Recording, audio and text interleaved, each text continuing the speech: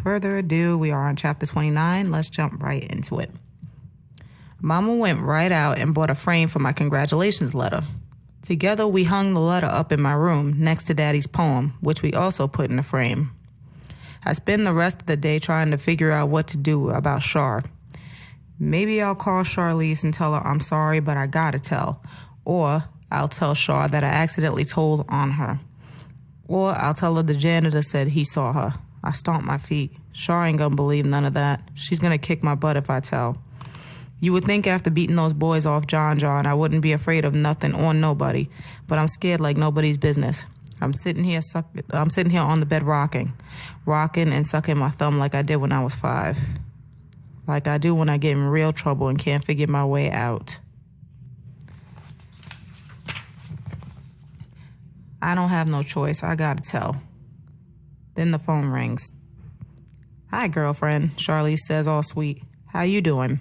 At first, she makes some small talk about John getting beat up. I'm half listening. My hands are shaking. I'm so scared I almost dropped the phone. I take in a long breath and start to tell Char that I'm going to admit that she made me do everything. But then Char says, me and the twins been talking. We will bring $100 to your house today. That's the best we can do. I suck in my breath and say real fast, I'm sorry I gotta do this, Char, but y'all leave me no choice. I didn't mess up the classroom by myself, so I shouldn't be the only one in trouble and the only one suspended from school. So I'm telling it was your idea and that you made me light that fire. I know you're gonna be mad, but that's how it goes, Char. At first, Charlize doesn't say anything. She's just breathing. I knew you punk out on me, she says, finally. I knew it. Shut up, Char screams. I'm talking. Then all of a sudden, Char starts laughing, really laughing, the hard kind of laughing that makes your stomach hurt. I knew not to trust you. That's why I stole Miss Saunders' watch and slipped it into the slits of your locker, Char says, and bust out laughing again. And when they searched your locker, guess what? She laughs. They found the watch, so they really think you did it now. She laughs for the longest time. Now tell on me, and I will personally kick your skinny black butt, Malika Madison, Char says. And I won't be by myself either. You hear me? I shake my head yes, like Char can see me.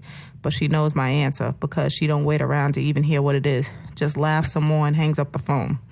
I walk over to my bed and start rocking. They're expelling me from school. They think I'm a thief and a firebug. I close my eyes and rock some more. I rock until my insides are calm and peaceful. When I'm feeling better, I look at the library letter hanging on the wall next to Daddy's poem and the picture of me and him together. I can't even keep the money I won. I have to give it to the school to pay for that mess. Char don't know and she don't care. All she wants is for me to keep my mouth quiet about her. She's standing over me, getting louder and louder. Then the doorbell rings. Somebody rings 3 short, quick times like they're nervous. By the 4th ring, Mama yells for me to get it. She's got her hands full in the kitchen, she says. When I open the door, Miss Saunders is standing there. Malika, she says, stretching out her arm and showing me her watch, you've got some explaining to do. My eyes get big and my mouth opens wide. Before Miss Saunders says another word, Mama walks up, holds me close, and tells Miss Saunders to come in. Mama's talking a lot. She keeps going back and forth between the living room and the kitchen. Tea, sugar, homemade biscuits, honey. It seems like Mama will never sit down. When she finally does, Miss Saunders brings up me and my situation. Right away, Mama finds another reason to head to the kitchen. Miss Saunders talks anyway. Rumors are going around the school, she says. Everyone is saying you had help, that it was Charlize's idea to destroy my classroom. I let her keep talking. I pick at the scab on my hand.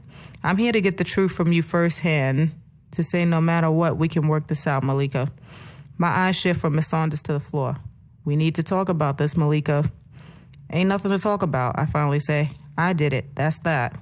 Not alone you didn't. Everyone knows that. Who helped you? Listen, Miss Saunders. Some kids dared me to do it.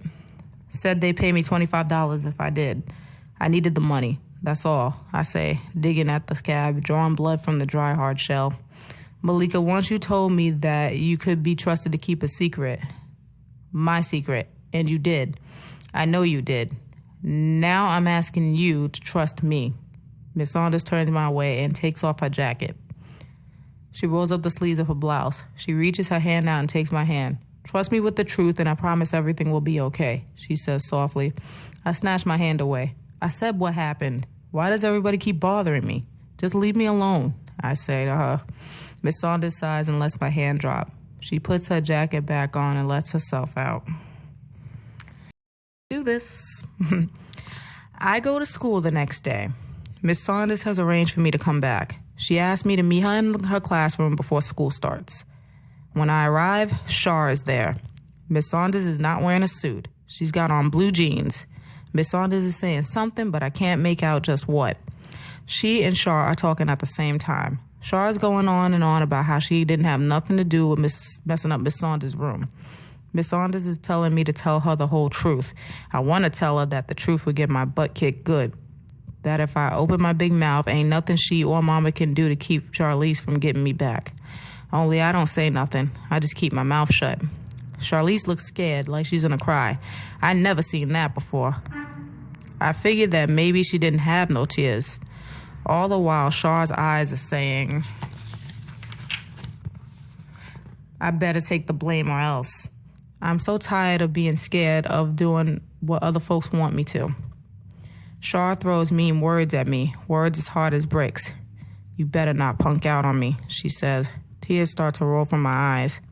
"Malika, you know what Juju will do to me if I get kicked out of school." Juju will kick Char's butt good. That's another reason why I can't tell. I'm rocking and thinking and crying. Miss Saunders is very quiet. She's listening and watching. She puts a gentle hand on my shoulder. "If I get in trouble for you, you're going to have to move to another neighborhood," Char is saying. I keep on rocking and crying. I'm thinking about the boys who tried to kiss me and the ones I whipped when I helped John. I start thinking about Akilma too. Now Miss Saunders has her arm around me, and it sure feels good to have her there. She's letting Char speak her mind. "All I done for you," Char says. "You gonna leave me out to dry like this? Wait till later, you ugly, stupid black thing." "Call me by my name," I hear Kilma say, and I scream it out too. "Call me by my name.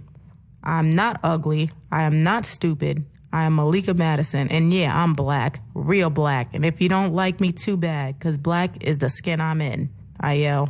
"No matter what you think, Charlize Jones, you're 10 times worse. I would never force someone to burn down a classroom or pick on kids weaker than me or say words so mean they make people bleed inside." I'm rocking and crying and rocking. "You the one who pushed me to mess up Miss Saunders' room. And you were in on it too. You and the twins," I say, feeling relieved. Charlize gives me a hard look. She pushes past Miss Saunders and me and makes her way to the door. "Look at you two ugly-faced losers," she says. Miss Saunders don't even stop Char. She lets her go.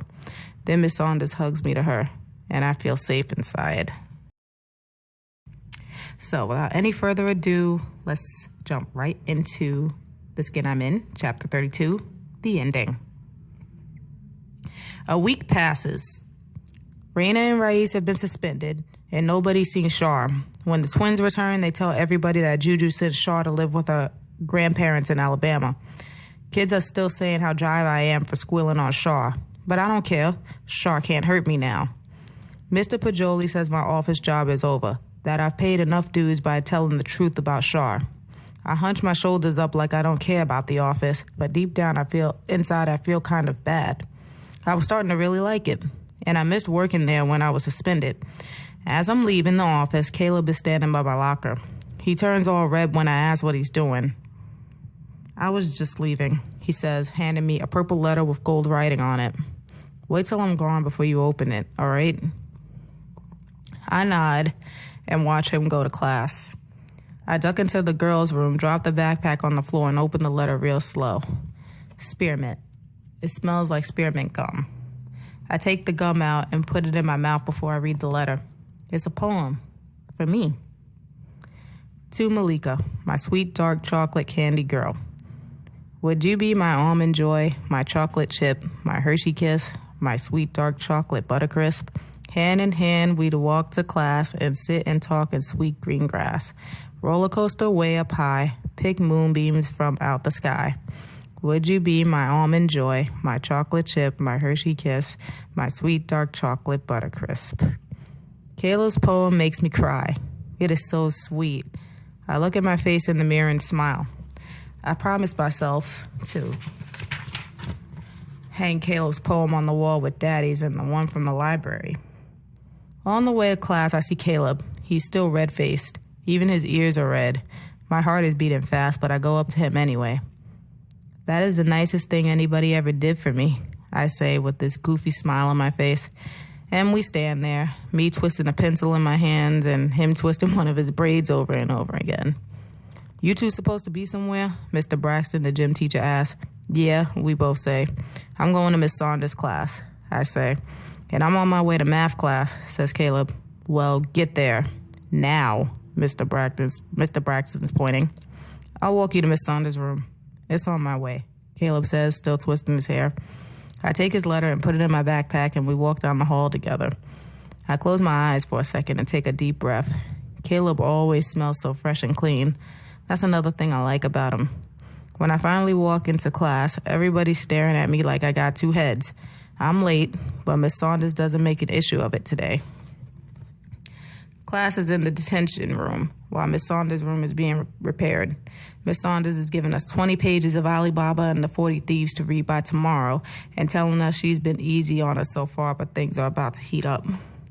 Welcome back, Miss Madison, Miss Saunders says, giving me a wink. Class wouldn't be the same unless you were late. Everybody laughs and turns my way. Yeah, John says, welcome back.